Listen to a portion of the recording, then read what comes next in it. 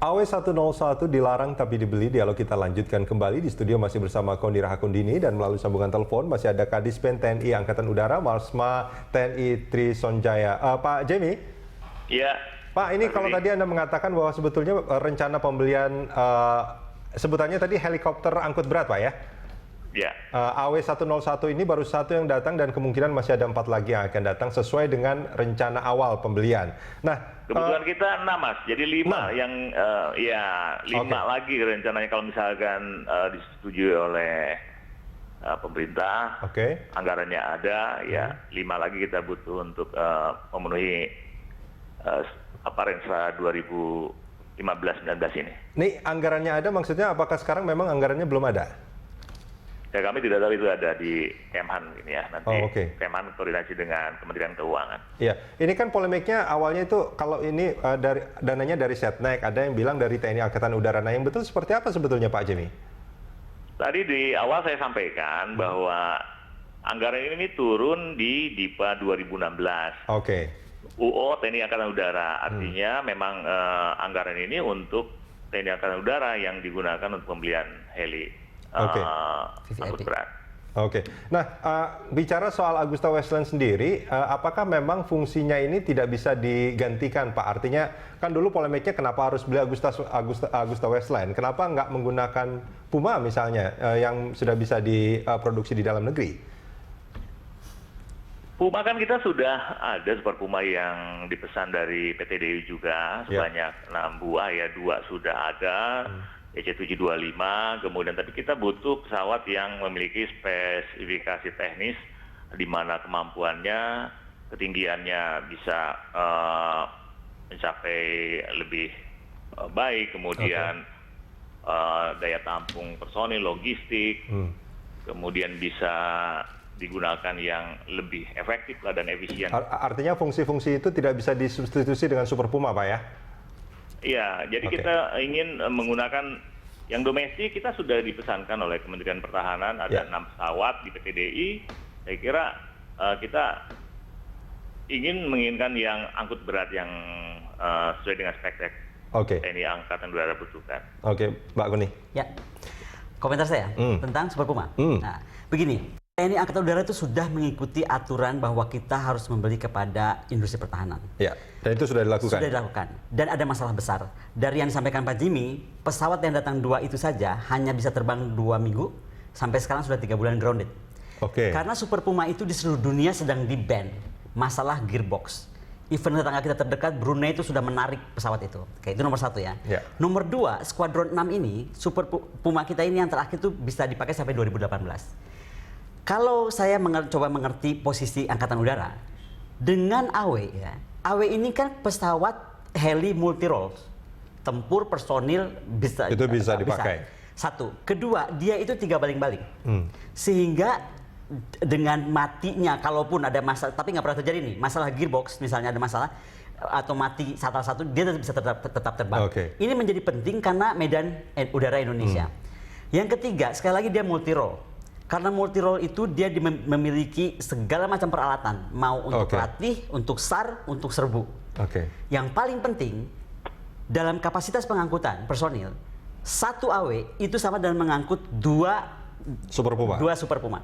Jadi secara efisiensi akan lebih mudah mengoperasikan dan lebih cepat dan lebih murah dan lebih efisien mengoperasikan AW. Tapi yang paling penting terkait Super Puma juga adalah masalah teknologi. Teknologi Super Puma itu teknologi tahun 70-an. Heli abad tahun 70-an yang di-upgrade. Bicara tentang AW, itu teknologi tahun 2000.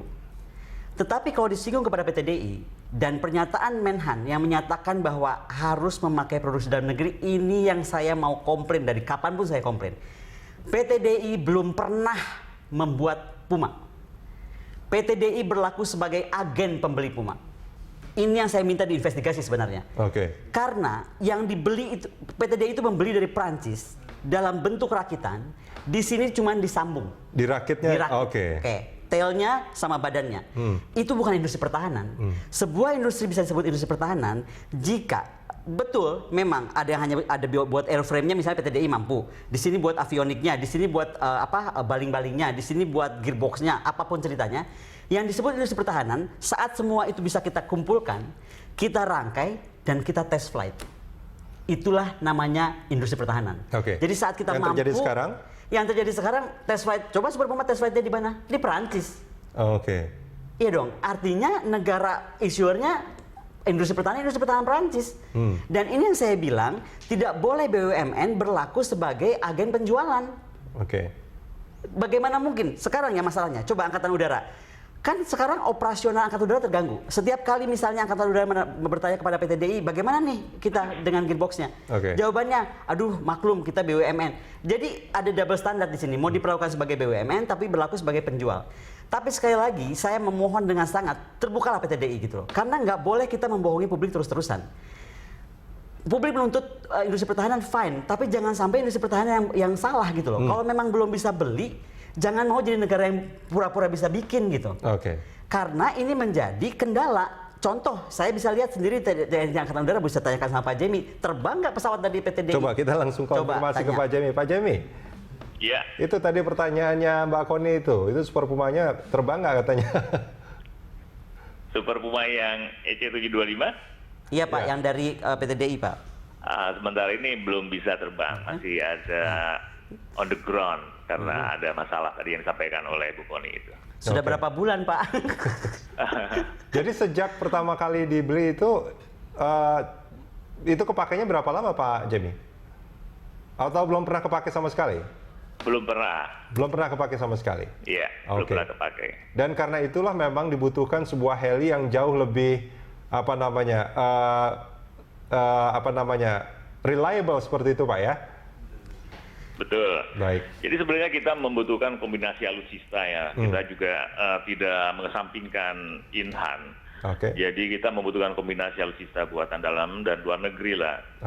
Dalam rangka untuk pencapaian tingkat kemampuan operasi TNI Angkatan Udara dalam melaksanakan kegiatan operasi. Ya, baik Pak Jemi. Kita tadi itu melalui kajian, kemudian melalui analisa yang selama ini kita lihat kemampuan-kemampuan apa yang kurang sebenarnya selama melaksanakan kegiatan operasi.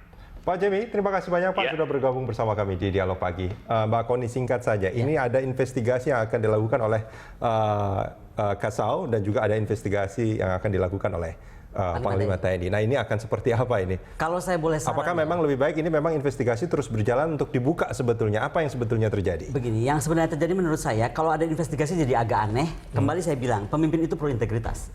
Jadi kalau secara prosedural Angkatan Udara sudah melaksanakan itu dan semua sudah sesuai aturan, kenapa apanya mesti diinvestigasi? Itu nomor satu. Tapi kalaupun mesti diinvestigasi, menurut saya kenapa jadi double investigasi? Dan harus satu yang paling penting, kemandirian investigasi. Jadi saya mengundang investigasi ini justru harus melibatkan akademisi, Kementerian Keuangan, atau apapun itu namanya, sehingga investigasi ini jadi murni. Karena di balik isu ini, saya merasa ada perang industri pertahanan terjadi. Kenapa? Misalnya, PT DI ini berapa puluh tahun, hampir 40 tahun dikuasai oleh Airbus, satu brand. Kenapa kemudian nggak konsentrasi sih, misalnya dia mau buat Airbus civilian, udah itu aja lah. Atau mau buat CN, itu aja yang kita konsentrasikan. Tapi heli ini kan benda baru yang PT DI belum pernah bisa bikin. Mbok ya gitu, undang beberapa pemain heli dunia, industri pertahanan dunia, mau Agusta Westland lah, mau Sikorsky, mau apa saya nggak tahu. Tapi yang penting PT DI ini membuka diri sehingga bisa tumbuh seperti PT PAL, PT Pindad, yang ada terjadi persaingan industri, semua saling berebut ingin berbuat yang terbaik. AW, kenapa saya setuju dengan AW? Setahu saya dalam kapasitas pembelian AW itu kok saya jadi bingung jadi 5 ya. Setahu saya ada 8 di tanda tangan Menteri Pertahanan. Saya punya surat Menteri Pertahanan yang menandatangani 7 November 2016 8 pengadaan AW. Berarti 8 nih. Di dokumen saya ada 8. Bayangkan saya coba cek ke Agusta Westland langsung. Kalau saya investigasi saya cari langsung ke titik masalahnya. Mereka jamin dengan 13 heli AW transfer of technology akan terjadi dan Indonesia akan diberikan hak dan lisensi. Sekali lagi yang penting bukan cuma buat. Kalau buat hanya bisa terbang di atas Indonesia buat apa gitu. Tapi lisensi untuk terbang itu dari AW. Ini contoh AW ya. Saya bukan sedang jualan AW, tapi kalau kita bisa dapat AW kemudian Sikorsky juga menyalakan sama atau yang lain dapat yang sama, itulah yang bisa membuka keran majunya industri pertahanan. Karena kalau ditutup begini nggak mungkin jalan. Terima kasih banyak sudah hadir bersama kami di Dialog Pagi.